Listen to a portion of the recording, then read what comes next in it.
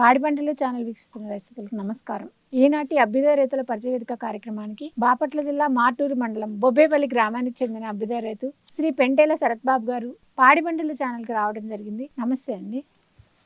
వీరు గత కొద్ది కాలంగా సేంద్రియ విధానంలో పచ్చజొన్న సాగు చేస్తున్నారు. పచ్చజొన్న సాగు విధానాల గురించి ఛానల్ ద్వారా తెలియజేస్తారు.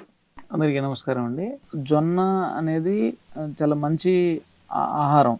గతంలో మన తాతలను కానీ మన నాన్నలను కానీ చూస్తే కొంతమంది ఈరోజు చెప్తా ఉంటారు, అరే పాత రోజుల్లో ఆ జొన్నను తినబట్టారా ఈరోజు ఇంత ఓపికగా 60 సంవత్సరాలు వచ్చినా ఉన్నాము అనే పరిస్థితి అందరం చూస్తూ ఉన్నాం. అలాగే మాకు ఆర్గానిక్ స్టోర్ ఉందండి. స్టోర్లో ప్రత్యేకంగా జొన్న రవ్వ కోసం, జొన్న పిండి కోసం వచ్చే కస్టమర్లను చూస్తూ ఉన్నాం.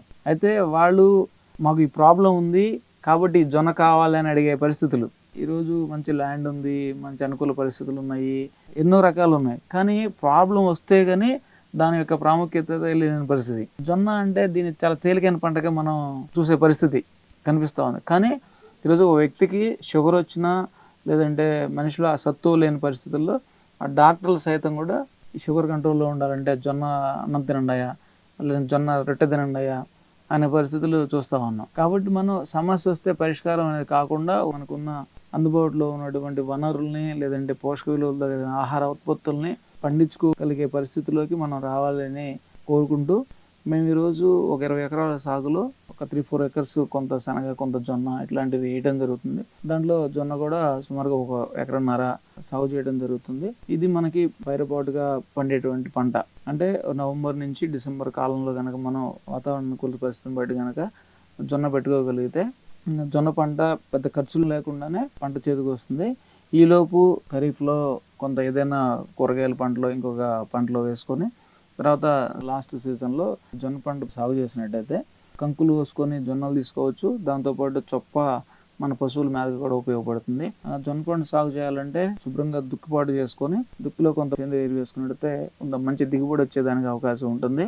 ఇది నామినల్ మనం ప్రతిసారి చెప్పుకున్నట్టు పశువుల ఎరువు లేదంటే ముందుగా పచ్చి ఎరువు పెట్టుకోను ఏ విధంగా అవకాశం ఉందో ఆ విధంగా చేసుకొని సుమారుగా 1 ఎకరానికి 6 కేజీల నుంచి 8 కేజీల జొన్నలు మాత్రమే సరిపోతాయి.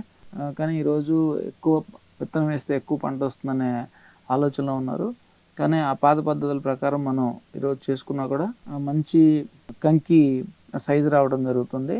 ఆ గింజలు ఆరుదల గింజ ఎందుకంటే ఒత్తుగా పెట్టి కొన్ని పరిస్థితుల వల్ల డిసీజెస్ లేదంటే పెస్ట్ అటాక్ చేయడం ఈ వీటన్నిటిని గురించి కూడా 6 కేజీలు 8 కేజీలు సరిపోతాయి అనే ఆలోచనకి ప్రత్యామ్నాయంగా ఆలోచించాల్సింది. అంటే ఈరోజు కొన్ని పంటలు చూస్తే ఎక్కువ డిస్టెన్స్ పెట్టి ఎక్కువ దిగుబడులు తీసిన పంటలు మనం చూస్తూ ఉన్నాం. కాబట్టి అలాగే దీన్ని కూడా మనం 6 కేజీలతో 8 కేజీలతోటే సాగు చేసి మంచి దిగుబడి తీయచ్చు. దీనికి ఫస్ట్ కూడా పెద్దగా అటాక్ చేయదు.